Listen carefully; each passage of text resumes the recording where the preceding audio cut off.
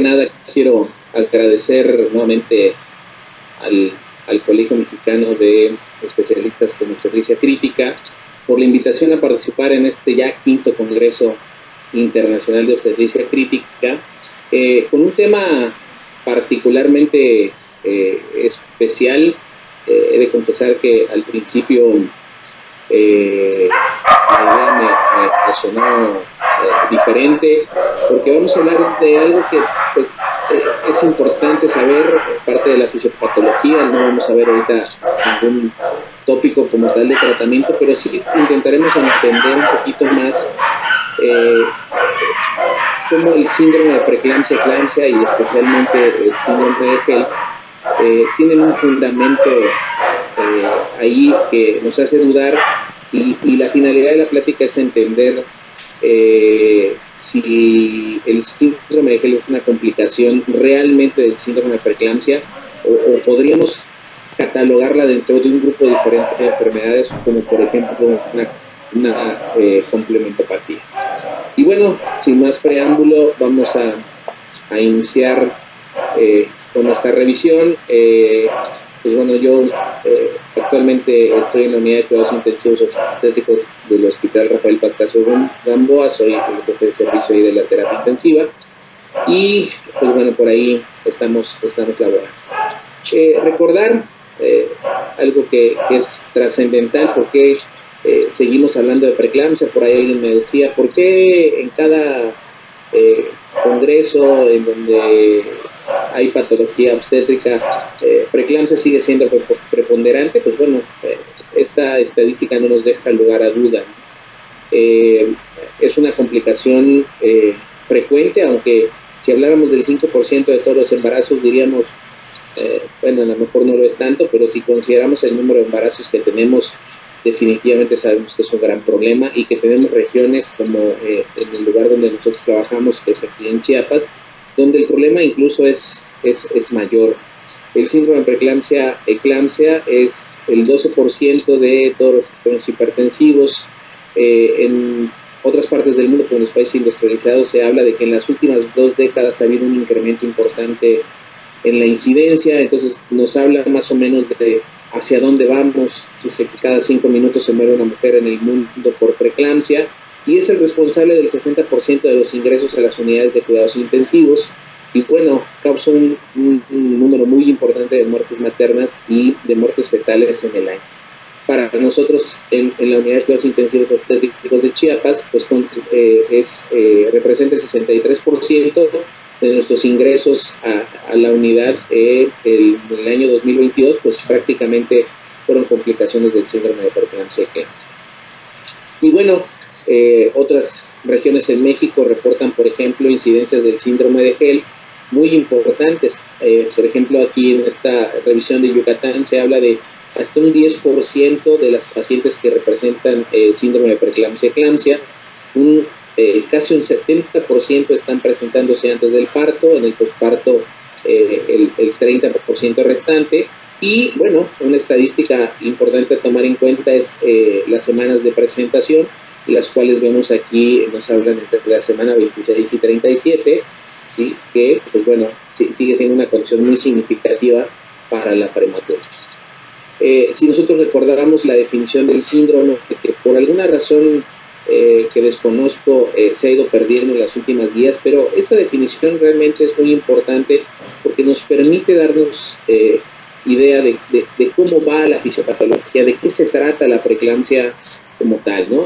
Recordemos que es un síndrome porque sigue teniendo muchas etiologías diversas, como incluso en este tema vamos a ver, y además está caracterizado por una reducción de la perfusión sistémica que se genera por vasoespasmo y una activación de los sistemas de la coagulación, ¿sí? Y dentro de este contexto, pues hablamos de una paciente con resistencias periféricas aumentadas, trombocitopenia, que tiene daño renal, que tiene obviamente un daño endotelial por estrés oxidativo, que hace una disfunción hepática, que hace disfunción neurológica, ¿sí? Y que es capaz de complicarse de una y mil maneras.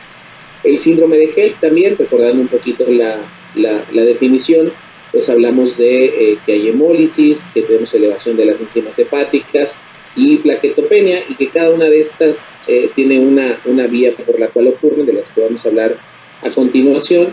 Pero no quería dejar pasar por ahí la definición de qué es una complementopatía. Y dice que la complementopatía como tal es una entidad en donde la activación del sistema de complemento es el factor central que dirige la fisiopatología de la enfermedad. O sea, es el centro fundamental de por qué se origina la patología. Y aquí vamos a dilucidar un poquito si el síndrome de Hell podría quedar inmiscuido en esta grupo de patologías. Y que, bueno, cuando logramos inhibir esta acción del complemento, pues logramos poder detener el progreso de la patología como tal. Entonces, pues, siguiendo, pues recordemos que el síndrome preeclampsia-eclampsia sigue siendo un síndrome, ¿sí? Tiene diferentes etiologías. Sabemos que pues tenemos una gran división entre la preeclampsia de inicio temprano y la preeclampsia de inicio tardío, pero que están prácticamente las etiologías entrelazadas. Diabetes, por ejemplo, puede ser en algún momento dar una preeclampsia de inicio temprano y puede también ser causa de una preeclampsia de inicio tardío, dependiendo la fisiopatología en la cual se integre. Las enfermedades periodontales, las enfermedades autoinmunes, ¿sí? Un gran rubro de condiciones que pues sigue siendo muy diversa, muy variable, y lo que hace que este síndrome finalmente sea complicado. Recordar que la respuesta inmune de la mujer empieza a ser modificada incluso desde antes del embarazo. Cuando los antígenos del esperma se ponen en contacto con los tejidos de la madre, pues empiezan a inducir esta respuesta inflamatoria, pero con el fin de ir modulando esa respuesta y haciendo que el cuerpo de la madre tenga una tolerancia importante para cuando sea el momento de la gestación.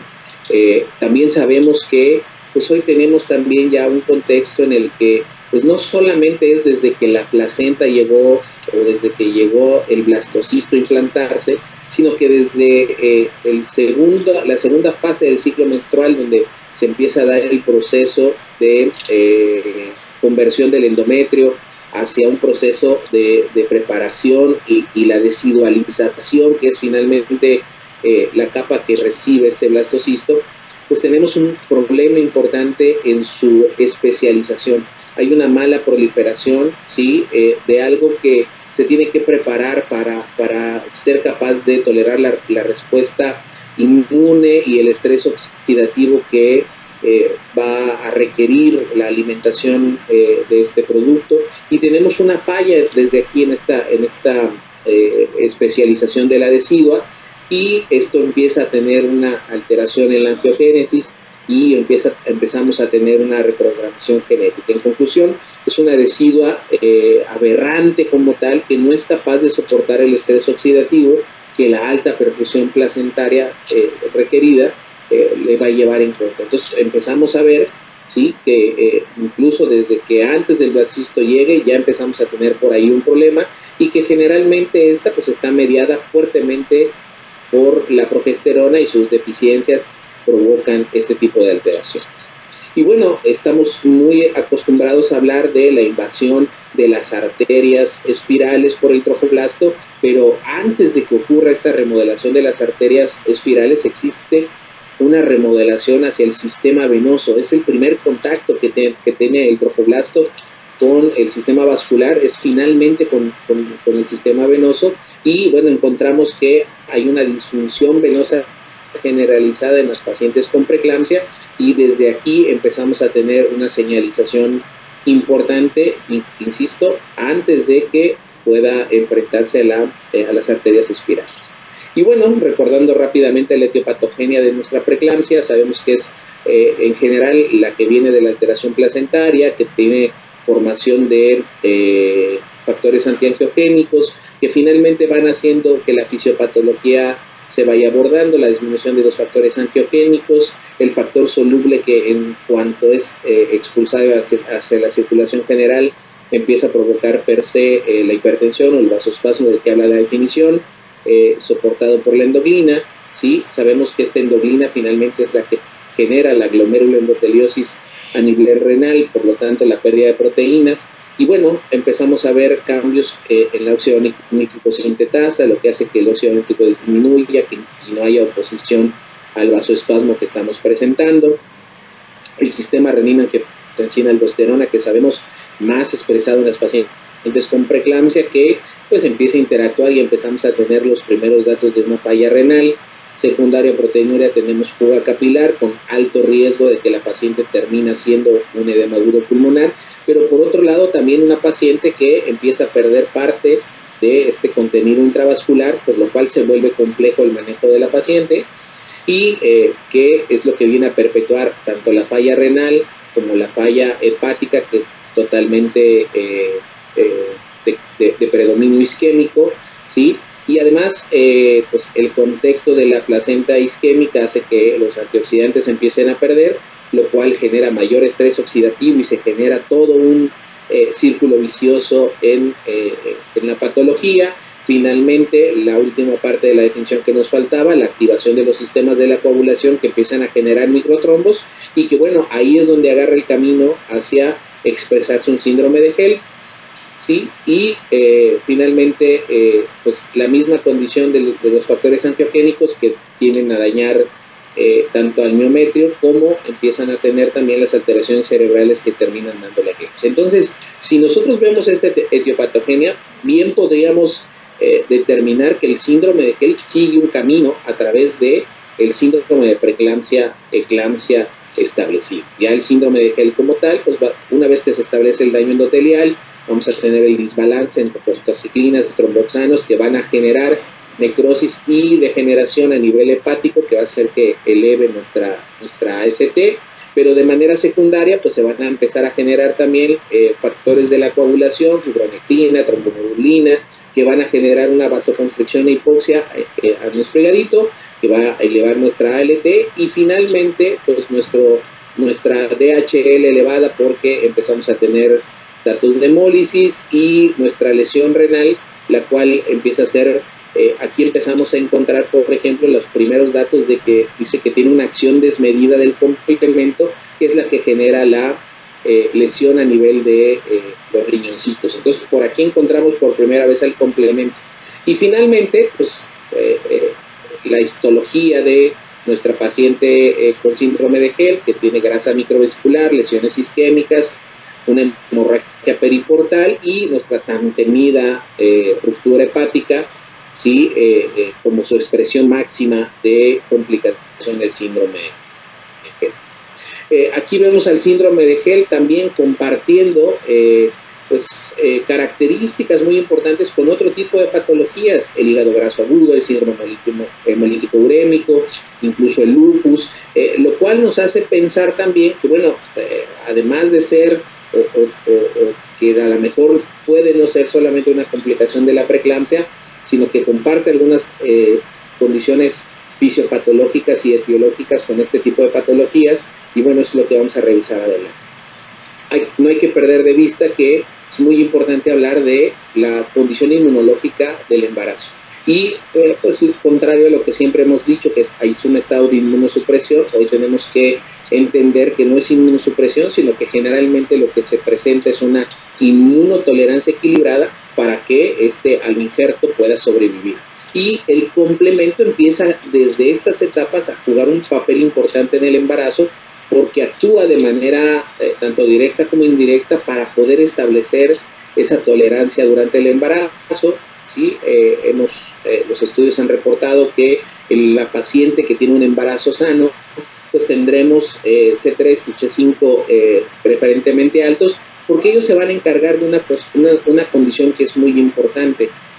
La penetración del tropoblasto va a generar per se un desprendimiento de estas células del tropoblasto que van a entrar a la circulación materna.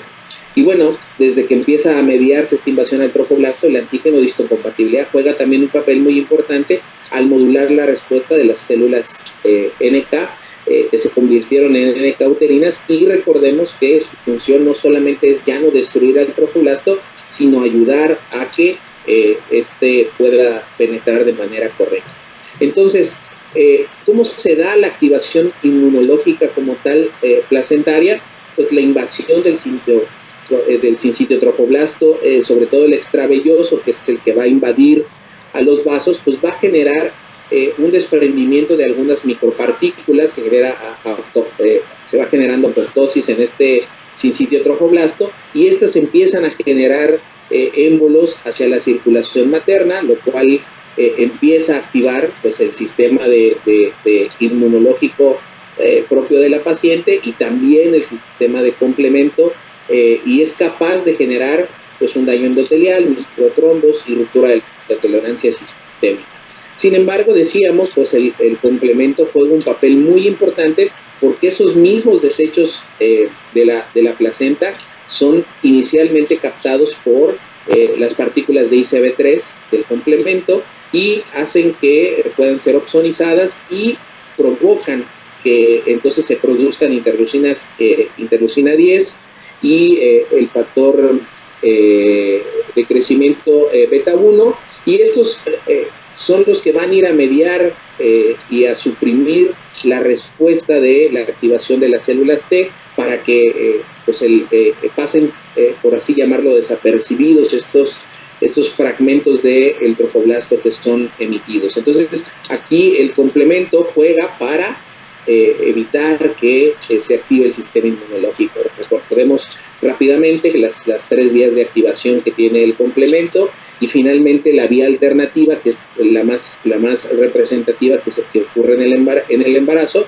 Ese es por ahí el camino donde estas fracciones de ICB3 tienen que actuar. Así como de lo que platicábamos, una vez que el complemento logra opsonizar estas partículas, pues pueden ser presentadas directamente a macrófagos y pueden ser eliminadas, y eso da finalmente la respuesta de tolerancia. Cuando esto no ocurre, cuando el complemento no es capaz de hacer esta tarea, pues al contrario, empieza a producirse todas las respuestas TH17, TH1, que son contrarias, y bueno, toda la respuesta inflamatoria que vemos en los casos de preeclampsia, ¿sí? Aquí hemos encontrado incluso algunas fracciones de complemento que sirven para proteger a los glomérulos, y que cuando no están presentes, pues vamos a encontrar un daño importante a nivel de la paciente. Ahora, ¿cómo ocurre esta contrarregulación? ¿Quién es la que finalmente empieza a defender esta probable activación del sistema inmunológico? Pues la placenta también tiene un factor muy importante, porque expresa algunos factores como el CD59, ¿sí? Y unas proteínas que finalmente van a impedir que haya la activación del complemento como tal, controlan la actividad de la C3 convertasa y previenen el daño como tal, para que no lleguemos a la activación de C5A que induzca la disregulación de los factores angiogénicos. Entonces la misma placenta, ¿sí?, empieza a jugar este papel que ya veíamos alrededor, para tratar de que el complemento tenga nada más esta función de poder optimizar los desechos del trofoblasto que se van a la circulación, y evita que haya la activación como tal del sistema de complemento. Sin embargo, hay diferentes momentos en donde esta activación puede darse o se puede llevar a cabo, y pues está bien demostrado que en las pacientes con preeclampsia la activación del complemento es muy, muy importante y se refleja de manera especial y está bien detectado. Entonces, no solamente en el primer trimestre o en el segundo trimestre durante la placentación, sino en el tercer trimestre existe una activación del complemento que se da principalmente por la vía clásica, y esto está representado por estas emisiones de algunas células de ADN fetal libre que van en la circulación, y pues todavía algunos fragmentos de apoptosis de las células trofoblásticas, ¿no? Entonces hay diferentes momentos de activación del complemento que pueden ser deleterios en la paciente. Se sabe desde la década de los 80 que prácticamente el complemento juega un papel muy importante en esta tolerancia inmune, y que finalmente cuando se pierde terminan provocando preeclampsia, En patologías como los anticuerpos antifosfolípidos se ha visto perfectamente determinado esta activación de la cascada del complemento que provoca disfunción placentaria y lesión finalmente del trofoblasto, ¿sí? Y es causante hasta del 70% de los casos de pérdidas fetales que se detectan en patologías como el SAF y el lupus sistémico, y están precedidas por esta activación del complemento totalmente ya descrito para la paciente con preeclampsia. Lo que hablamos de la apostosis placentaria, pues esta preeclampsia induce un aumento de esta carga de émbolos que van hacia la circulación materna y que obviamente pues están finalmente estimulando a nuestro sistema inmune con una mayor carga de ADN flotante en el tejido materno, y pues que tienen un factor proinflamatorio muy importante que termina desencadenando la patología.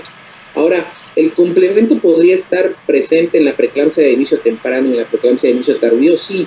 Como hemos visto, sí, hay diferentes momentos en donde este complemento se activa y, pues bueno, podemos encontrar esta condición en cualquiera de las dos preeclampsias de las que pues hablamos al principio, son nuestras etiologías principales.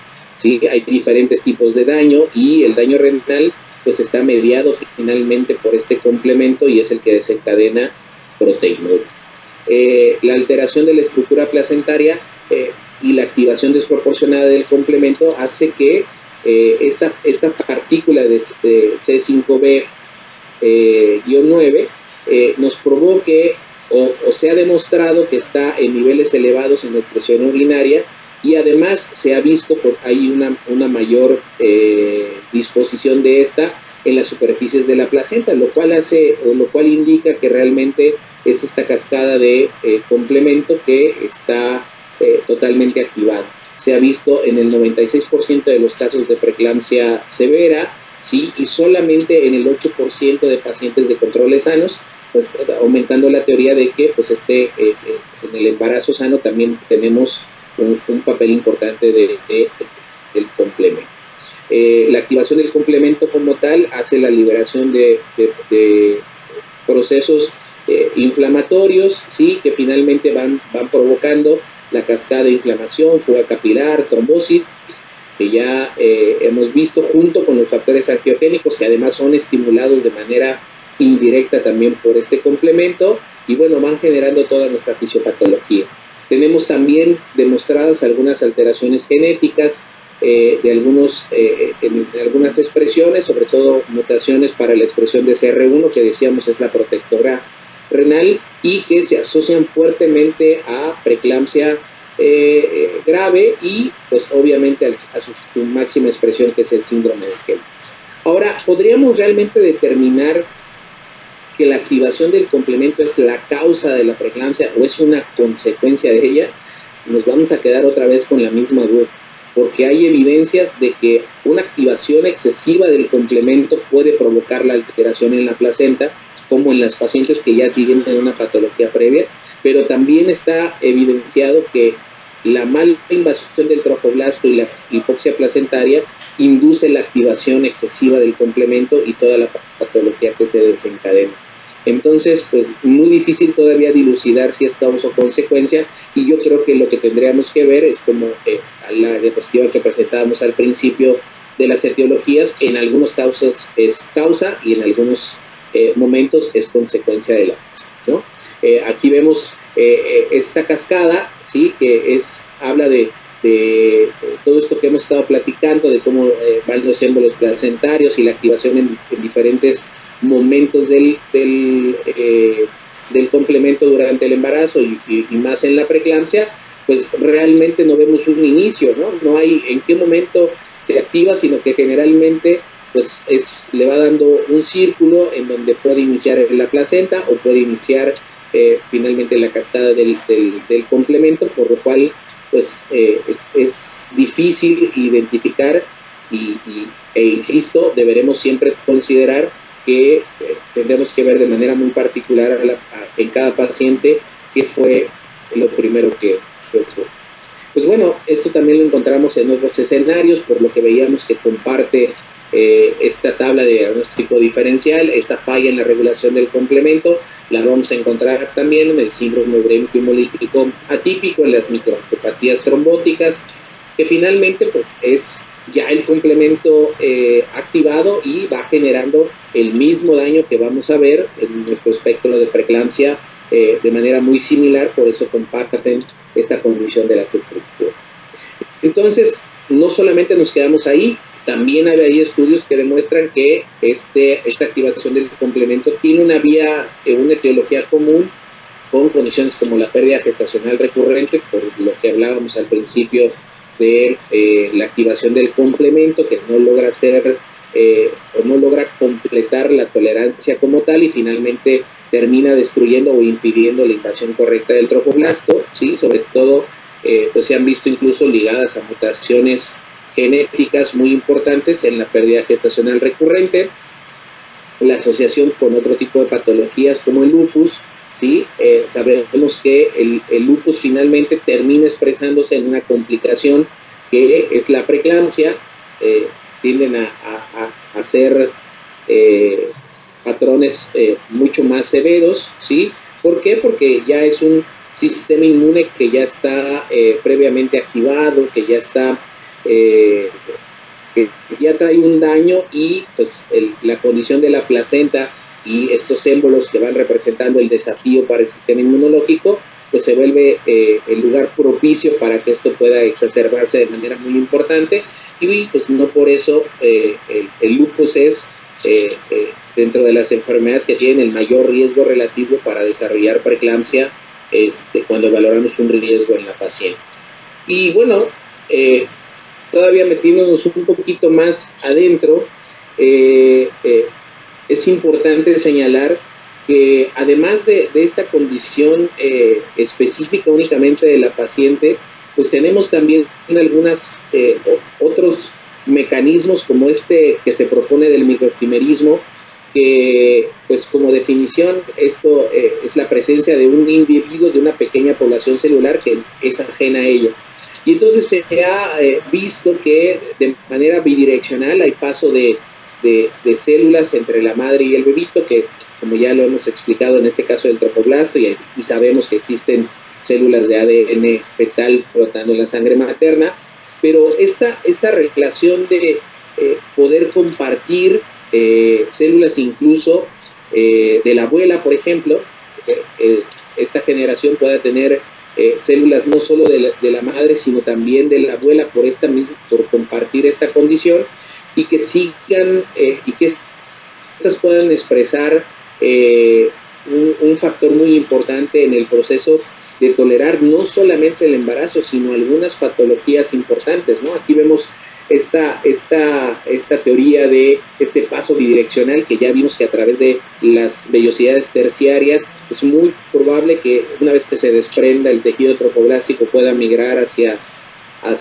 el torrente sanguíneo de la madre y pues mantenerse ahí y después poderlo pasar hacia el bebé, y una vez que esta hija en esta generación puede embarazarse, pues pasar células de esta misma, de esta abuela hacia su hija, ¿no? Y entonces tener perdurar esta condición en diferentes condiciones, y se ha visto que esto es muy representativo, insisto, para algunas patologías. Se habla de que este microquimerismo materno-fetal puede promover la tolerancia y la remisión de algunos trastornos autoinflamatorios en el embarazo. Se habla de que la esclerodermia y la artritis reumatoide es mayor en aquellas pacientes que tuvieron preeclampsia y que genera una predisposición generalmente por esto, que por alguna razón durante el embarazo no se presenta, pero en el puerperio inmediato y más adelante la paciente puede presentarlos por esta herencia que tiene reportada ahí, ¿no? Y sobre todo presentándose en aquellas parejas que tienen disfunciones de la antígeno de histocompatibilidad. Entonces realmente estos procesos autoinmunes hay que meternos un poquito más para tratar de entender también nuestras patologías. Hay ahí una condición muy, muy importante de qué está pasando en cada una de ellas, y podemos encontrar respuestas a lo mejor algunas cosas que no habíamos visto de la fisiopatología. Entonces, en conclusión, pues lo que a mí se me encomendó es tratar de dilucidar si el síndrome de preeclampsia, si el síndrome de HELLP es una complicación del síndrome de preeclampsia o es una complementopatía. Y pues, ¿qué creen? Nos vamos a quedar en la misma, porque es muy difícil identificar. ¿Por qué? Porque ya vimos que el complemento está presente desde el embarazo sano, tiene que estar presente jugando un papel regulador, pero cuando este papel regulador se pierde, empezamos a tener alteraciones. Veíamos algunas gráficas donde encontrábamos que hay alteraciones del complemento, incluso en un porcentaje pequeñito de pacientes que no desarrollan ninguna alteración, ¿no? El 8% de pacientes en teoría con un embarazo sano, pero bueno, 92% de las pacientes con preeclampsia grave tienen muestras de que el complemento es una condición.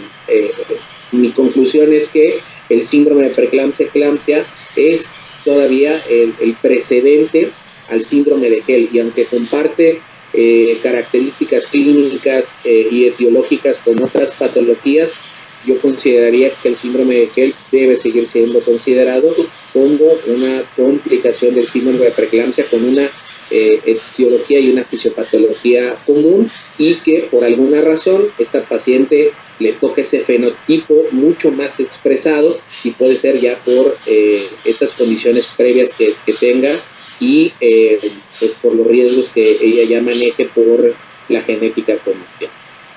Entonces, yo nuevamente agradezco mucho la invitación del Colegio Mexicano de Especialistas en Obstetricia Clínica, y espero que esta revisión pues pueda abrir el panorama y pueda sentar las bases para que pues le echemos un ojito más a la inmunología y nos metamos a tratar de dilucidar todo este complejo que ocurre, y por ahí poder tener algunas alternativas, ¿no? de manejo para los pacientes que puedan tener este fenotipo, porque no todas van hacia la misma condición, y por eso el síndrome de preeclampsia-eclampsia sigue siendo un síndrome, porque tiene etiologías distintas. Muchas gracias.